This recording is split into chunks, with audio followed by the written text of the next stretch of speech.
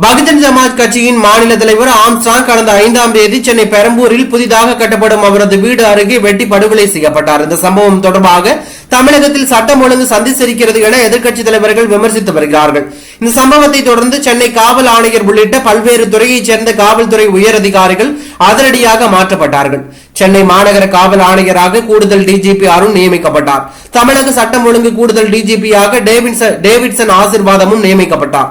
இந்நிலையில் டேவிட்சன் ஆசிர்வாதம் காவல்துறையினருக்கு அனுப்பியுள்ள சுற்றறிக்கையில் காவல் நிலையங்களில் எஸ்ஐக்கள் முதல் டிஎஸ்பிக்கள் வரையிலான அதிகாரிகள் இனி கட்டாயம் கைத்துப்பாக்கி வைத்திருக்க வேண்டும் என்று உத்தரவிட்டுள்ளார்.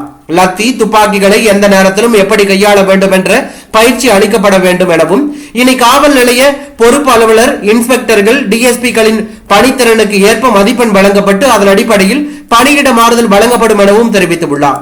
கொலை வழக்குகளில் உண்மையான குற்றவாளிகளை மட்டுமே கைது செய்ய வேண்டும். அரசியல் ரீதியான புகார்கள் மீது வழக்கு பதிவு செய்து கைது நடவடிக்கைகள் எடுங்கள்.